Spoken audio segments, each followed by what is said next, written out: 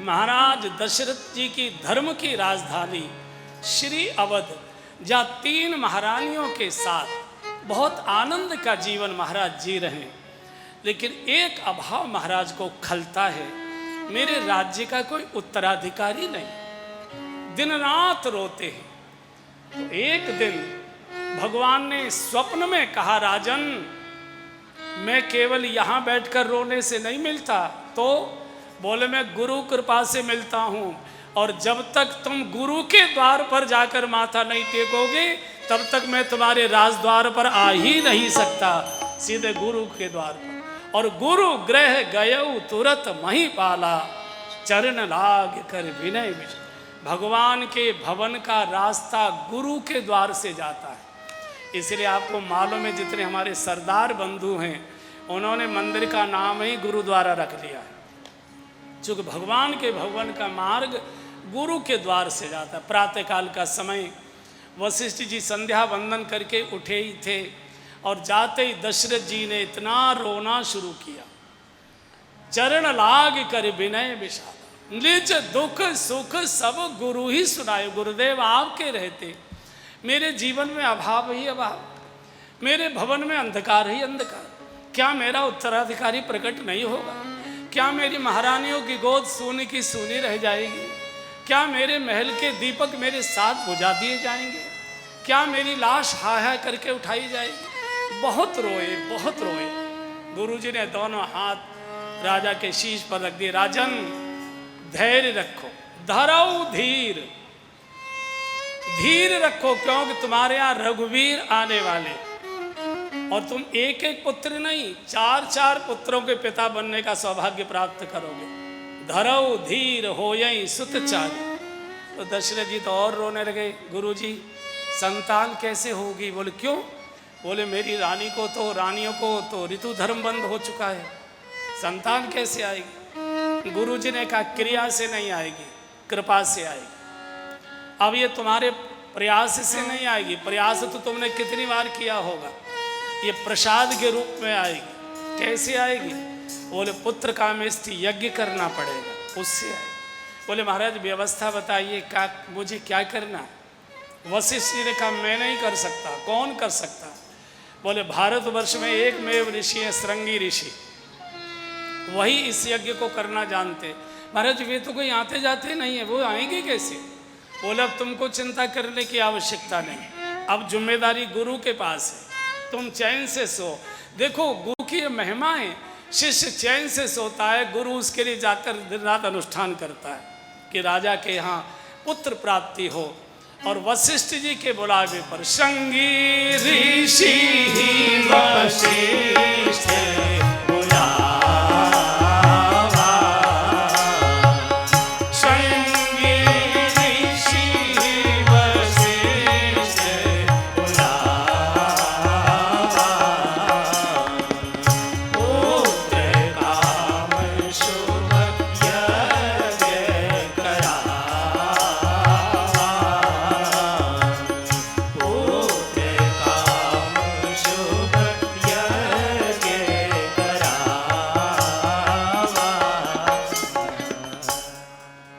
वशिष्ठ जी ने सारी व्यवस्थाएं की।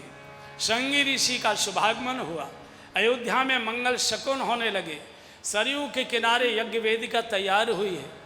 महाराज के आसन के स्थान पर आज वशिष्ठ स्वयं बैठे हैं, यजमान के आसन पर। यज्ञ का शुभारंभ, स्वाहा स्वाहा का उद्घोष होने लगा।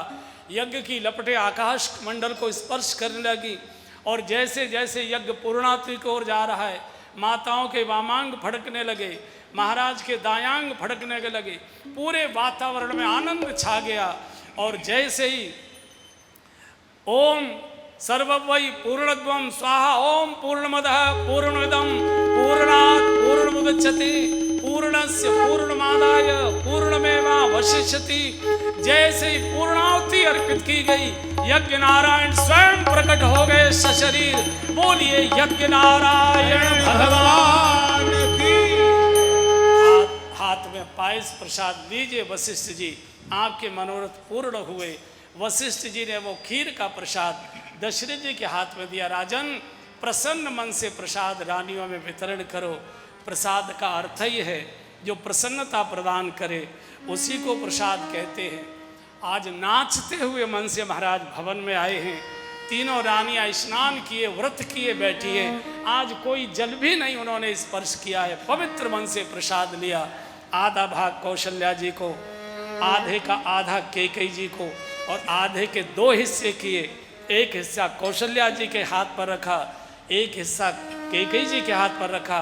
कहा रानी सुमित्रा का सम्मान करो, ये प्रसाद दोनों मिलकर सुमित्रा जी को दो। और गोस्वामी जी लिखते हैं कि जैसे ही माताओं ने प्रसाद का सेवन किया, भगवान कौशल्या माँ के उर से उदर में प्रवेश कर गए।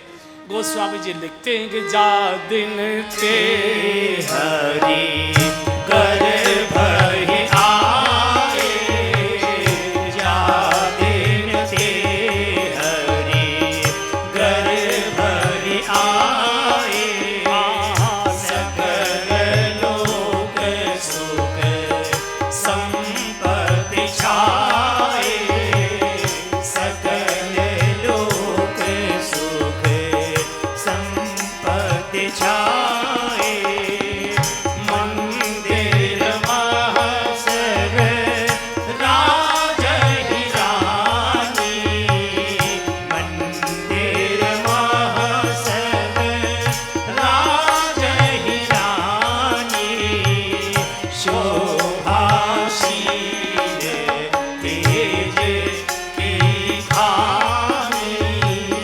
शोभाशील तेज की खानी, जादिन ते हरि गर्भ ही आए, जादिन ते हरि गर्भ ही आए। गोस्वामी जी लिखा है, जिस दिन से भगवान माँ के गर्भ में आए, सकल लोक सुख संपत्ति छाए, समस्त लोकों के सुख और समृद्धि श्री अवध में आकर निवास करने लगे। ऋतु और कुरुतु कालगत त्यागी, सब तरु फरे राम हित लागी। भगवान की सेवा के लिए मौसम बदल गए, कुरुतु के फल आने लगे, पूरी वनस्पतियां पुष्पित पल्लवित फलित हो गई, सरयू का जल स्तर बढ़ गया, आकाश में विमानों की गर्जना होने लगी। भारतवर्ष के साधु संत ऋषि मुनि त्यागी तपस्वी ये साधना ध्यान धारणा समाधि छोड़कर सरयू के किनारे आकर वास करने लगे, अवध की परिक्रमा करने लगे, दिन रात कीर्तन नृत्य गायन करने लगे। पूरी अवध जैसे मंगलमय हो गई हो। देवता विभिन्न रूप धारण करके श्री अवध का सौंदर्य देखने आते हैं। अयोध्या की माताओं को, अयोध्या के नागरिकों को ये पता लगा है कि हमारी महारानियां गर्भवती हो गई हैं। माताओं में गर्भ के चिन्ह प्रकट होने लगे। संकोच में माताएं अब राजभवन के बाहर नहीं जाती, लेकिन अवध के नागरिकों को समाचार हो चुका है हमारी महारानियां गर्भवती हो गई है। गर्भ के चिन्ह प्रकट हो गए उनके श्रीअंगों पर।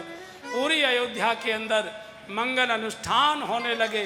नगर की माताएं व्रत करती हैं, मंगल अनुष्ठान करती हैं, विधाता से मनोरथ मांगती हैं, हमारा उत्तराधिकारी प्रकट करो, माताओं की सूनी गोद में लाल जी का दर्शन कराओ, हमारे अवध का उत्तराधिकारी प्रकट हो, महाराज को पुत्र प्राप्ति हो। अनेक प्रकार के दान पुण्य होने लगे। महात्मा 24 घंटे कीर्तन करते हैं, बार बार विमान गर्जन करते हैं, देवता आते हैं, अवध की परिक्रमा करके लौट जाते हैं। वशिष्ठ जी आते हैं, रानियों को मंगल मंगल सुंदर सुंदर महापुरुषों की कथाएं सुनाते हैं। पूरे के पूरे राजभवन को दिव्य चित्रों से सजाया गया है। चूंकि गर्भवती स्त्री, गर्भवती नारी चित्र का दर्शन करती है, फोटो का दर्शन करती है, तो जैसे चित्र का दर्शन करती है, उसके गर्भ में पलने वाले बच्चे का चरित्र उसी के अनुसार बनता है। उसके मन में चिंतन होने लगता है, काश मेरा भी बालक ऐसा बने। इसलिए देश के भविष्य को अगर उज्जवल करना है तो अपने घर की दीवारों के चित्र सुधारिए, भारत का चरित्र अपने आप सुधर जाएगा। जब चित्र बिगड़ता है तो चिंतन भी बिगड़ जाता है, चित्त भी बिगड़ जाता है। भगवान 8 मास के हो गए, अयोध्या के नागरिकों ने सोना बंद कर दिया, अयोध्या से नींद गायब हो गई। पूरी पूरी रात अवध के नागरिक अपनी छतों पर बैठकर पुकारते हैं, हरि आ जाओ, हरि आ जाओ, हरि आ जाओ, हरि आ जाओ, हरि आ जाओ, हरि आ जाओ, हरि आ जाओ, हरि आ जाओ, हरि आ जाओ, हरि आ जाओ, हरि आ जाओ, हरि आ जाओ, हरि आ जाओ, हरि आ जाओ, हरि आ जाओ, हरि आ जाओ। भगवान जागने से मिलता है और पुकारने से मिलता है।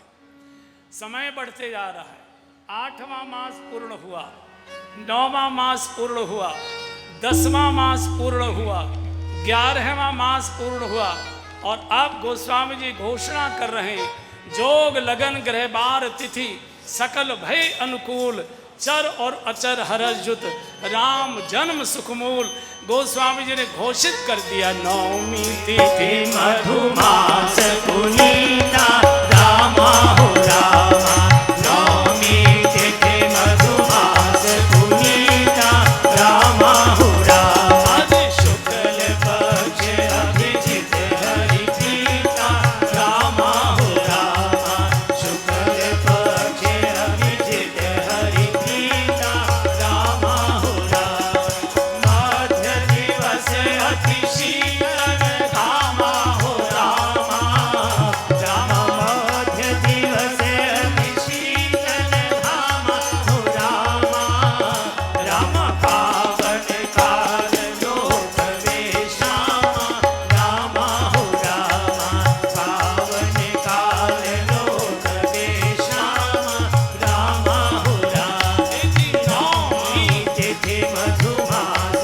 पुनीता रामा हो रामा, नवमी तिथि मधुमास पुनीता रामा हो रामा, हे जी रामा हो रामा, हे जी रामा हो रामा, हे जी रामा हो रामा। घोषित कर दिया, चैत्र मास नौमी तिथि शुक्ल पक्ष मंगलवार का दिन दोपहर 12 बजे का समय भगवान के अवतार को घोषित कर दिया। देखिए, भगवान मंगलवार को दोपहर 12 बजे जन्म लेते हैं। जन्म तो प्रातःकाल ब्रह्म मुहूर्त का शुभ माना गया है। भगवान को दोपहर 12 बजे का समय पसंद आया। अच्छा, दोनों को ही 12 बजे पसंद आया है, एक को दिन के 12 बजे, एक को रात के 12 बजे। दिन के 12 बजे क्यों पसंद आया? 12 बजे का समय ऐसा होता है जब मनुष्य को भूख सताती है और भूख में व्यक्ति गुस्सा करता है, क्रोध करता है। तो भगवान श्री राम चूंकि सकल लोक दायक विश्रामा, सबको विश्राम देना चाहते हैं, तो भगवान कहते जब तुझे जगत के भोगों की क्षुधा सताए, भूख सताए, तो मेरा आगमन होगा, मेरे नाम का कीर्तन करेगा तो तुझे आराम मिलेगा। सकल लोक दायक विश्रामा। और भगवान श्री कृष्ण रात्रि के 12 बजे, रात्रि के 12 बजे क्यों? रात्रि के 4 प्रहर, 6 से 9, 9 से 12, 12 से 3 और 3 से 6। पहले प्रहर में कौन जानते हैं? जानते हैं ढोंगी लोग, नाटक नौटंकी वाले, ये 6 से 9 का इनका कार्यक्रम रहता। दूसरे प्रहर में भोगी जागा करते, 9 से 12 भोगी जागा करता है। तीसरे प्रहर में रात्रि को 12 से 3 बजे इसमें रोगी जागा करते हैं। और जो चौथा प्रहर है रात्रि को 3 से 6 बजे का, उसमें योगी जागा करते हैं। तो दोपहर को 12 बजे का समय ऐसा जब व्यक्ति को काम सताता है। भगवान श्री कृष्ण कहते हैं जब काम सताए उस समय मेरा प्राकट्य होगा, मेरे नाम का कीर्तन करेगा, काम की मार से बचेगा। अभी किसी को अवध में किसी को कुछ पता नहीं। प्रातःकाल आज कौशल्या माँ सरयू स्नान करके बैठी है और माँ को बड़े मंगल शकुन हो रहे हैं। भगवान की चतुर्भुज प्रतिभा के सामने माँ एकदम सुखासन लगाकर बैठी है और ध्यान में डूबती जा रही। जैसे जैसे माँ का समय बढ़ते जा रहा है, ध्यान में डूबती जा रही है। भाल से पसीने की बूंदें आने लगी, हृदय में कंपन बढ़ गया, रोए खड़े हो गए, माँ को ऐसा लगता है कोई अलौकिक वस्तु मेरे भीतर से प्रकट होना चाहती है। घड़ी ने 10 बजाए, 11 का घंटा बजा, 11:30 की घंटी बजी, और जैसे ही घड़ी ने टन टन टन टन 12 का घंटा बजा, माँ के सामने चतुर्भुज नारायण प्रकट हो गए। बोलिए चतुर्भुज नारायण भगवान जी। माँ ने प्रणाम किया और माँ रूठ कर जाने लगी। तो भगवान जोर से बोले, अरे माँ रुको रुको रुको। बोले नहीं। भगवान दौड़े और पीछे से माँ का लहंगा पकड़ लिया। कहाँ जा रही हो? रुको ना, आपके कारण तो मैं आया हूँ। बोले हम झूठों से बात नहीं करते। झूठ? मैंने क्या झूठ बोला? आपने कहा था कि मैं बालक बन के आऊँगा, और आप तो मेरे बाप बन कर आए महाराज। है कोई बालक इतना बड़ा होता है? हम झूठों से बात। अरे आओ आओ, बोलो क्या चाहती हो? बोले छोटे हो जाइए। पहले तो ये 4 हाथ वाला बालक अच्छा नहीं, एक भी उंगली किसी की हो जाती है उसका भी ऑपरेशन कराना पड़ता है। तो कोई 4 हाथ वाला बच्चा कहीं सुना है आपने? क्या करूं? बोले 2 हाथ कम करो। भगवान ने 2 हाथ कम कर लिए। बोले अब? बोले थोड़े छोटे हो जाइए। भगवान थोड़े छोटे हो गए। बोले अब? बोले और छोटे हो जाइए। भगवान और छोटे हो गए। बोले अब? बोले और छोटे हो जाइए। बोले अब आप मत करो। जैसे गर्भ से बिल्कुल ताज़ा बच्चा आता है ऐसा रूप बनाइए। तो भगवान बिल्कुल गर्भ से जैसे ताजे बच्चे का जन्म होता है ऐसा रूप लेकर माँ की गोद में आ गए। भगवान ने कहा अब तो राजी हो? बोले हाँ, रूप तो ठीक बना लिया है, लेकिन बातें तो बूढ़ों जैसी कर रहे हो। बालक कोई बातें करता है क्या? तो भगवान ने कहा क्या करूँ? बोले रोइए। जब बालक रोता है तब मोहल्ले वालों को पता लगता है कि बच्चा आ गया। रोइए। भगवान ने कहा हम तो नहीं रोते। बोले क्यों? बोले हमको तो कोई दुख नहीं है। आदमी दुख में रोता है, हमको तो कोई दुख नहीं है, हम क्यों रोए?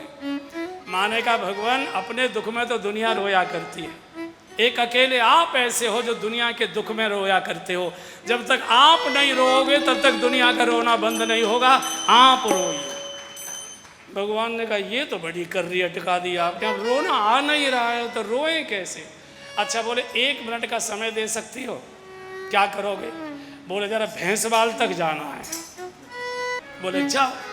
और आते ही जैसे ही माँ ने कहा रो, और जैसे ही भगवान ने रोना शुरू किया तो सुन सी सुरुदन परम प्रिय बानी, संभ्रम चले आए सबरा।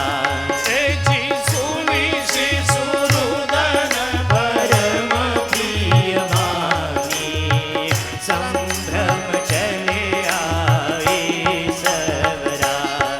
जी हर्षित जात धाई दासी, आनंद मगन सकल पूरवार। आदि हर्षित जात धाई दासी, आनंद मगन सकल पूरवार। आदि सुनी सी सुरुदन परम प्रिय बानी, संभ्रम चले आए सब रानी, संभ्रम चले आए सब रानी। हाजी संभ्रम चले आए सब रानी, जी संभ्रम चले आए सब रानी।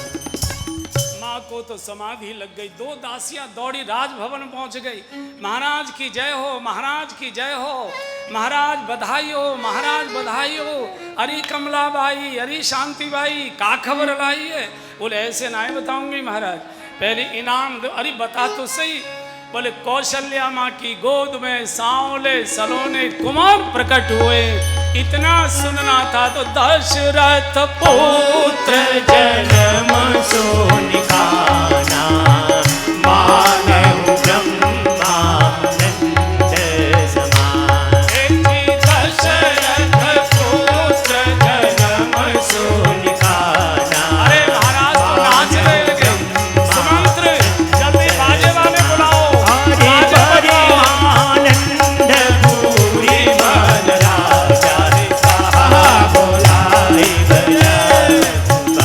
हरे परमानंद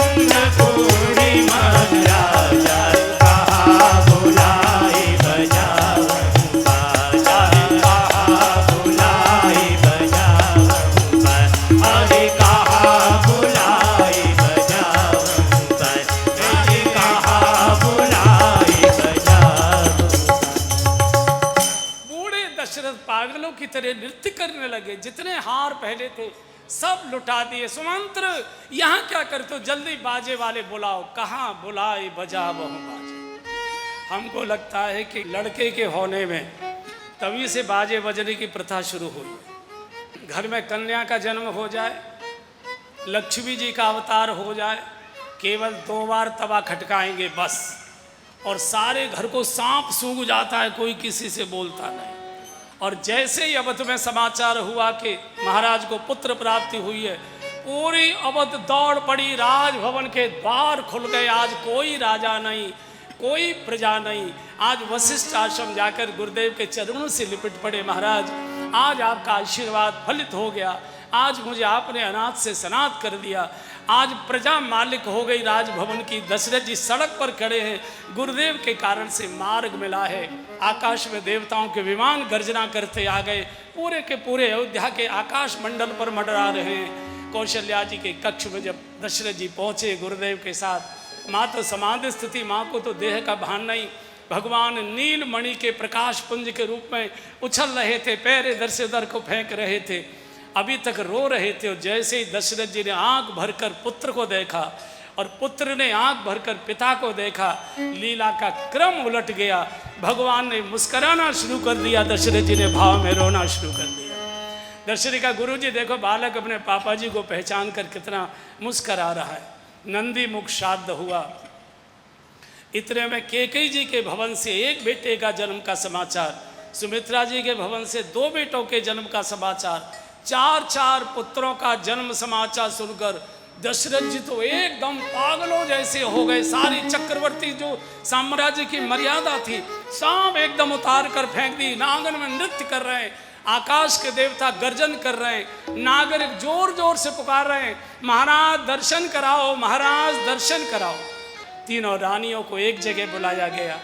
दशरथ जी ने कहा, कौशल्या जी, केकई जी, सुमित्रा जी, ये बालक केवल आपके नहीं है, मेरी अयोध्या के नागरिकों के आशीर्वाद आपकी गोद में बालक बनकर प्रकट हुए हैं। कितने लंबे समय से मनौतियाँ मना रहे थे, अनुष्ठान कर रहे थे, आज सबके मनौतियाँ विधाता ने एक साथ पूर्ण किए।